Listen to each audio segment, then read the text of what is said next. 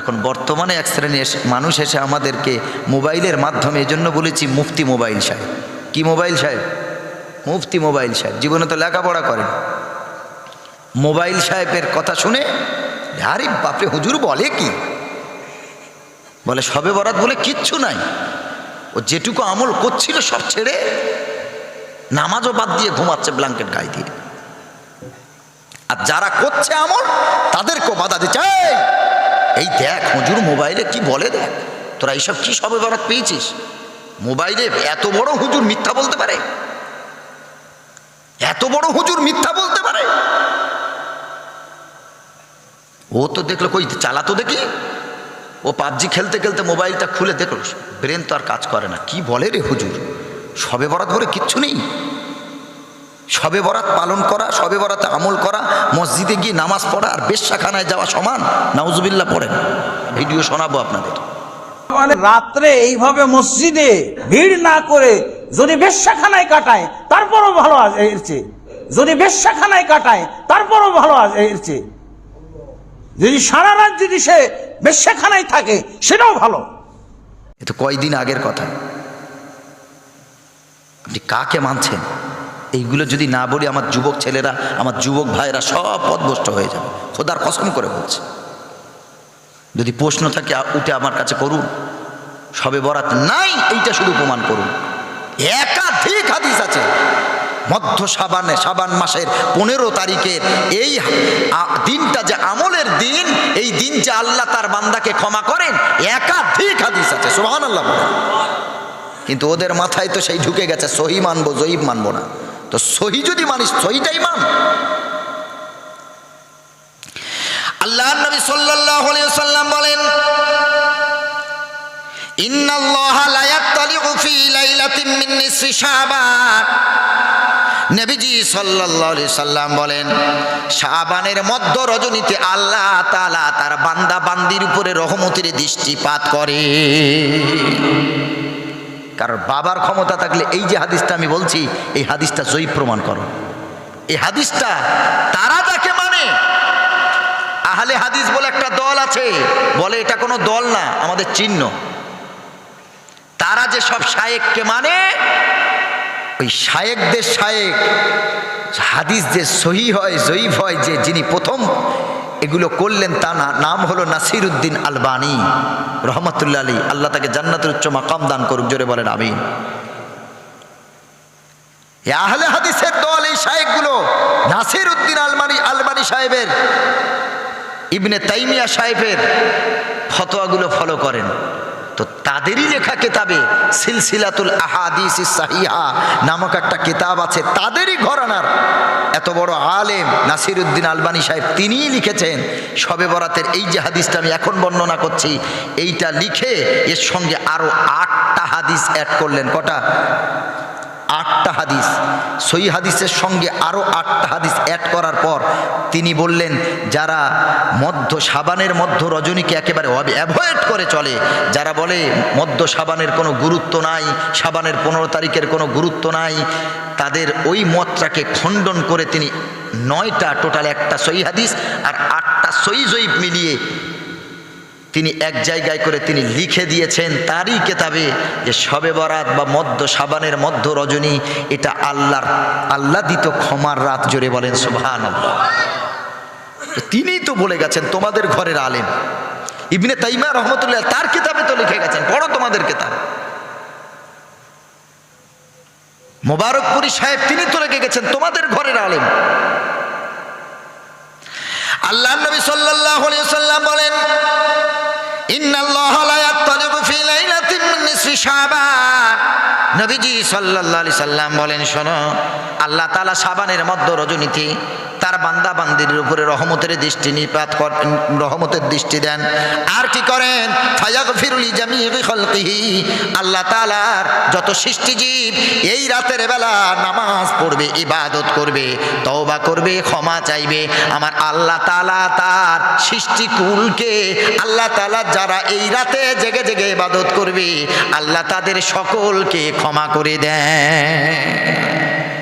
কাকে ক্ষমা করেন আল্লাহ? ইল্লা মুশরিকিন নাও মুশাহিদিন, এই রাতে সকলের ক্ষমা হয়, শুধু যারা আল্লাহর সাথে শিরিক করবে, যারা বিদআত করবে, আল্লাহর থেকে ক্ষমতা অন্য কারো বেশি আছে, এটা যারা মনে করবে, শিরিক করবে, আল্লাহর রাসূল বলছেন যারা শিরিককারী মুশরিক আর যারা হিংসুক, যাদের অন্তরে হিংসা আছে, আল্লাহ এই দুই জাতি ছাড়া শবে বরাতে রজনীতে সকলকে ক্ষমা করে দেন। সুবহানাল্লাহ। টনটনে সহিহ হাদিস। যারা বলে শবে বরাত পালন করা যাবে না, বলে মনিরুল ইসলাম এসেছিল, এই হাদিসটা শুধু সহিহ নয় এটা প্রমাণ কর, সহিহ নয় এটা প্রমাণ কর, ওকে ধরে সামনে আনেন। আমাদের তো বড় বড় আসাতেজা আছে, ওস্তাদ আছেন, তাদের সাথে তো আমাদের কথোপকথন হয়, আমরা তাদের পরামর্শ অনুযায়ী চলি। আজকে মিডিয়ার মাধ্যমে তারা যুবকের ফিতনার ঠেলে দিচ্ছে, আমরাও মিডিয়ার মাধ্যমে যুবকদের বাঁচানোর জন্য লড়াই করছি। এই অধিকার আমাদের আছে না নাই? তারা যদি আমাদের ক্ষতি করে, তো আমাদের যাদের ক্ষতি হচ্ছে বাঁচানোর দরকার আছে না নাই? তারা মেরে ঘা করবে আর মলম দেওয়ার অধিকার আমার থাকবে না, তো আমি কিসের ডাক্তার, কিসের মাওলানা? এতদিন মিনহা খলাকনাকুম ওয়া ফিহা নুঈদুকুম ওয়া মিনহা নুখরিজুকুম তারাতান উখরা, এইটা পড়ে মাটি দিয়েছেন না দেননি? আপনার দাদুর মাটি হয়েছে না হয় নাই? এখন নতুন করে এসে বলছে এইটা বেদাত রে, খবরদার, কি আমল করছিস, গোনা ছাড়া কেউ কিচ্ছু নাই। যেই কথাটা বলেছে ওর দাদু জাহান্নামে যাবে, ওকে লিখে দেন, লিখতে বলে দেন, কারণ ওর দাদুর মাটি হয়েছে এই দোয়া পড়ে, হয়েছে না হয় নাই? ওর বাবার হয়েছে এই দোয়া পড়ে। আবার তারা যুক্তি পেশ করে যে এটা তো 16 পারার আয়াত, এটা তো একটা কোরআনের আয়াত, আয়াত আবার দোয়া হয় কি করে? বলে না, বলে না? আপনারা তো এসব দেখেননি, যারা মিডিয়া ঘাঁটেন, ফেসবুক ইউটিউব দেখেন, তারা এইসব জানেন। তারা বলছে এই দোয়া পড়ে দেওয়া যাবে না। কেন? বলে এই দোয়া যারা পড়ে, এই যে হাদিসটা, এটা জয়ীফ হাদিস। জয়ীফ হাদিস আমরাও মানি রে বাবাজি, এটা যে জয়ীফ হাদিস, জয়ীফ মানে দুর্বল হাদিস। হাদিসটা নবীজি বলেছেন নাকি বলেননি, নাকি মানুষের বানানো, এই সন্দেহ যেগুলো থাকে রাবিদের ব্যাপারে, যারা হাদিস বর্ণনা করেছেন, নবী থেকে সাহাবী শুনেছেন, সাহাবী থেকে তাবিঈন শুনেছেন, তার থেকে তাবিঈন শুনেছেন, এইভাবে আস্তে আস্তে আস্তে আস্তে আমাদের কাছ পর্যন্ত পৌঁছিয়েছে।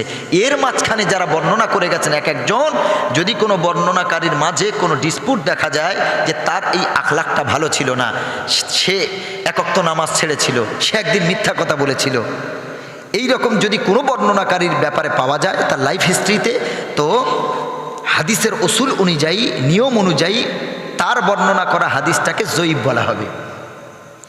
একটা মানুষ মনে করেন সারা জীবন সত্য বলেছে, একদিন একটা মিথ্যা কথা বলেছে, তো তার মানে কি সারা জীবনের সত্যগুলো মিথ্যা হয়ে যেতে পারে? কোনোদিন না। ইব্রাহিম নবী বিবিকে নিয়ে যাচ্ছেন জঙ্গলের ভিতর দিয়ে, দস্যুরা ধরেছে, এটা কে? ইব্রাহিম নবী বললেন এটা আমার বোন। কি বললেন? বোন। স্ত্রীকে বোন বললেন, কারণ জানতেন যদি আমি পরিচয় দিই আমার স্ত্রী, তারা ছিঁড়ে খাবে, সতীত্বকে নষ্ট করবে, আমার স্ত্রীর দেহ, দেহ আমার স্ত্রী হেফাজত করতে পারবে না, এই ভয়ে বোনের পরিচয় দিয়েছে। তার মানে তো এই না যে তিনি সারা জীবন যা বলেছিলেন মিথ্যা বলেছিলেন, সেটা বাঁচার জন্য। কিছু কিছু ক্ষেত্রে মিথ্যা বলা যায়, আল্লাহ হেফাজত করুক। ভাইয়ের আমার, বোঝাতে যেটা চেয়েছিলাম, আমল নষ্ট করবেন না, আপনার ভালো লাগে না আপনি পালন করবেন না, আপনি মানেন না বলে আরেকজনকে তার আমল আপনি নষ্ট করবেন, এই অথরিটি আপনাকে কেউ দেয় নাই, এই অধিকার আপনাকে কেউ দেয় নাই। আপনি নাভির নিচে হাত বাঁধবেন না, বুকের উপরে হাত বাঁধবেন না, পেটের উপরে বাঁধবেন, ওটা ব্যক্তিগত ব্যাপার। হাদিস নাভির উপরে আছে, নাভির নিচেও আছে, পেটেও আছে, হাত ছাড়ারও হাদিস আছে। কোনটা আমল করবেন আপনার ব্যাপার। এখন যদি বলেন আমারটাই সহি, আমারটাই ঠিক, আর তোমরা যারা নাভির নিচে বেঁধেছো এটা বেঠিক, তোমাদের নামাজ হয় না। ওর বাবার খবর নাও, ওর দাদুর খবর নাও, ওর পরদাদুর খবর নাও, তারা নাভির নিচে হাত বেঁধে নামাজি হয়ে আল্লাহর ওলি হয়ে কবরে চলে গেল, তাহলে তাদের ব্যাপারে কি ফতোয়া দেবে তারা? যদি বলেন বুকে হাত বাঁধার হাদিসটা সহি, আমি বলে যাচ্ছি এই হাদিসটা জয়ীফ। আমরা যেটা নাভির নিচে বাঁধি এটাও জয়ীফ, বুকের উপরে যে হাত বাঁধাটা এটাও জয়ীফ। আল্লাহর জাতের কসম করে বলছি, যারা এই কথাগুলো বলে আমাদের সহি সহি, ওকে ধরে এনে শুধু আমাকে কল করেন, ও কি বোঝে? ও তো শুধু মোবাইল জেগেছে, জীবনে কেতাব পড়েনি, ও তো জীবনে কোনো হাদিস পড়েনি। আচ্ছা, মোবাইলে কি শুধু হানাফি মাযহাবের আলেম থাকে ইউটিউবে, নাকি সব মাযহাবের আলেম থাকে? আপনারা বলেন তো বাবাজি। এই যে যারা মোবাইলের ফতোয়া গ্রহণ করে, এলাকার মুফতি সাহেব বাদ দিয়ে ইফতা বোর্ড আছে, সেখানে না গিয়ে শুধু মোবাইলে খোঁজে। মোবাইলে তো হানাফি মাযহাবের আলেমও আছে, তাদের বক্তব্য পাওয়া যায়। শাফি মাযহাবের আলেমদেরও বক্তব্য আছে, মালিকি মাযহাবের আলেমদেরও বক্তব্য আছে, হাম্বালি মাযহাবের আলেমদেরও বক্তব্য আছে, আবার আহলে হাদিস লা মাযহাবিদেরও বক্তব্য আছে। তো আপনি একটা ফতোয়া বললেন, কোনো জিনিস মোবাইলে চাইলেন, তো এই বিষয়ে যত আলেম বলেছেন সবারটাই তো আসবে পরপর। তা আপনি এইভাবে কেন ফতোয়া খুঁজলেন? আপনি দেখলেন না যিনি আলোচনা করছেন তিনি কোন মাযহাবের, তার আকীদা কি, আপনি সব সম্বন্ধে কি বোঝেন যে মোবাইলে দেখেই আপনি আমল করতে শুরু করলেন? আমি কথাটা কি ভুল বলছি বাবাজি? মোবাইলে তো সব ধরনের আলেম আছে, সব ধরনের আলেম আছে। আহলে কোরআনদেরও বক্তব্য মোবাইলে আছে, তারা কোরআন ছাড়া নবীর কোনো হাদিস মানে না, তাদেরকে বলে আহলে কোরআন। তো তাদের আমল যদি আপনি করেন তো আপনি বেঈমান হয়ে যাবেন, কারণ নবীর হাদিস যদি কেউ অস্বীকার করে তার ঈমান থাকবে না, বেঈমান হবে, বেঈমান হয়ে যাবে। তাহলে আহলে কোরআন যারা আছে তারাও অনেক শিক্ষিত, তারাও পড়াশোনা করেছে, তারাও আলেম, কোরআনের অনেক জ্ঞান রাখে, কিন্তু তারা শুধুমাত্র কোরআন মানে হাদিস মানে না। আপনি যাবেন কোথায়? খবরদার, খবরদার, এই মোবাইল নামক ফিতনা থেকে বাঁচুন। আপনার কোনো আমল মনে করেন মোবাইলে কিছু শুনেছেন, আপনি সেটা আমল করার আগে আপনি যে আমলটা করছেন বর্তমানে, ওই আমলটা আপনি আপনার এলাকার বা আশেপাশের কোনো বড় মাদ্রাসার মুফতি সাহেবকে আপনি তার কাছে যান, গিয়ে বলুন, হুজুর এই ভিডিওতে তো এটা দেখলাম, তো এইটা শুনলাম, তো আমরা এতদিন যে আমল করেছি এটা কোরআন হাদিসের অনুকূলে, কোরআন হাদিসের মধ্যে আছে না বাইরে আছে? যদি আপনি আমাদের আমলটা কোরআন হাদিস অনুযায়ী দেখান, তাহলে আমরা এই মোবাইলে যেটা শুনছি এটা আমল করব না, এটাই আমল করব। এইটা উচিত ছিল না, ছিল না? আপনি হঠাৎ করে একটা শুনে আমল করলেন আর এলাকায় ফিতনা শুরু করে দিলেন। আপনাকে খুব নিরপেক্ষভাবে আপনাকে চিন্তা করতে হবে, বুঝতে হবে যে আপনার বিষটা কোথায় তারা ঢেলেছে। তারা প্রথম কথা বলেছে কোরআন হাদিস থাকতে ইমাম মানবো কেন, বাস আপনি এই কথাই বলে গেছেন। আপনি কোরআন হাদিসের কি বোঝেন? ইমাম হুজুর যদি না মানেন তো আপনি কি সরাসরি কোরআন হাদিস বুঝবেন, না নবীজি কবর থেকে উঠে এসে আপনাকে বোঝাবে, না সাহাবীরা এসে বোঝাবে? আপনাকে তো কোনো ওস্তাদ ধরতে হবে, কারোর আপনার আনুগত্য করতে হবে, তবেই তো কোরআন হাদিস বুঝবেন। সামান্য কথা কোরআন হাদিস থাকতে ইমাম মানবো কেন? আমরা কোন ইমামের অনুসারী বাবাজি? হানাফি মাযহাব, মানে ইমাম আবু হানিফা রহমাতুল্লাহ আলাইহির মত আমরা অনুসরণ করি। আমাদের ইমামে আজম আবু হানিফা রহমাতুল্লাহ আলাইহির জ্ঞানকে যদি এক পাল্লায় রাখা হয় আর সব শায়েখদের জ্ঞানকে যদি এক পাল্লায় রাখা হয়, আমাদের ইমামে আজম আবু হানিফা রহমাতুল্লাহ আলাইহির জ্ঞানের পাল্লা ভারী হয়ে যাবে। জোরে বলেন সুবহানাল্লাহ। কত জ্ঞান শুনবেন। তাকে একটা নাস্তিক প্রশ্ন করছে, আল্লাহর আগে কি ছিল? নাউজুবিল্লাহ পড়েন, যে আল্লাহর আগে কি ছিল? তিনটে প্রশ্ন করেছিল, আমি অত দূর যাব না। সেই সময় ইরাক, বাগদাদ, ভারত, আরব সব জায়গার মাওলানারা এক জায়গায়, মুফতিরা এক জায়গায় হয়ে উত্তর খুঁজে পেল না। তখন ইমাম আজম আবু হানিফা রহমাতুল্লাহ অনেক অল্প বয়স, এত ব্রিলিয়ান্ট ছাত্র, এত জ্ঞান আল্লাহ তাকে ঢেলে দিয়েছেন। তার কানে যখন এই খবর গেল যে একটা নাস্তিক প্রশ্ন করেছে আল্লাহর আগে কি ছিল, যদি উত্তর দিতে পারে কোনো মানুষ, কোনো মুসলিম, তাহলে ওই নাস্তিক ইসলাম কবুল করবে। এই কথা তার কানে যাওয়ার পর তিনি মুচকি হাসছেন। ওলামারা বলছেন, ও আবু হানিফা, এই প্রশ্নটা তো অত্যন্ত ডিফিকাল্ট কোশ্চেন, খুব কঠিন কোশ্চেন, আপনি এই প্রশ্ন শুনে হাসছেন কেন? বলে এ উত্তর আমার কাছে হালুয়ার মতো। সুবহানাল্লাহ পড়ে। বলে চলো এটা তোমাদের কাছে উত্তর দেব না, যেই নাস্তিক বলেছে তার সামনে, এবং সমস্ত নাস্তিকদেরকে এক করতে হবে, সব মুসলমান, সব জাতির মানুষ সেখানে থাকবে। ইমামে আজম আবু হানিফা রহমাতুল্লাহ আলাইহি হাজার হাজার মানুষের সামনে, জনতার সামনে নাস্তিক দাঁড়িয়ে, ইমাম আজম আবু হানিফা রহমাতুল্লাহ আলাইহি বসে, নাস্তিক প্রশ্ন করে, বলো। ইমাম আজম আবু হানিফা রহমাতুল্লাহ আলাইহি বললেন, নাস্তিক কি তোর প্রশ্ন আছে বল? বলল, আমার প্রশ্ন হলো আল্লাহর আগে কে ছিল? ইমামে আজম আবু হানিফা রহমাতুল্লাহ আলাইহি প্রশ্ন শোনার পরে বলল, শোন, আমি তার আগে তোরে একটা প্রশ্ন করি, তোর উত্তরটা আমি পরে দিচ্ছি। বলল, কি প্রশ্ন আছে বলো? বলল, 10 থেকে নিচের দিকে পেছনের দিকে গুনে আসো। 10 থেকে পেছনের দিকে মানে 9, 8, 7, 6, ওকে গুনতে বলা হলো। সব মানুষ দেখছে, ও গুনতে গুনতে 10, 9, 8, 7, 6, 5, 4, 3, 2, 1। তারপর কি আছে? একের আগে আর কি আছে? ওই 1 পর্যন্ত এসে স্টপ হয়ে গেছে।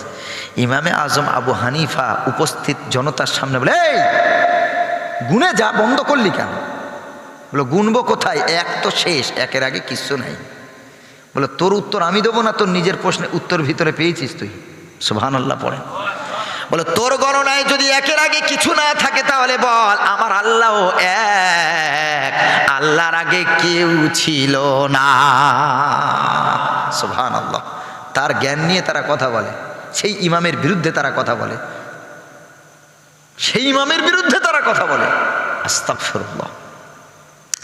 ও ভাইরা আমার, আমল করবেন। আমরা যে আমলগুলো করছি, নামাজের তাকবীরে তাহরিমা থেকে শুরু করে সালাম ফেরানো পর্যন্ত যত আমল করি, আল্লাহর জাতের কসম, সবগুলো আমল কোরআন হাদিস অনুযায়ী। জোরে বলেন সুবহানাল্লাহ।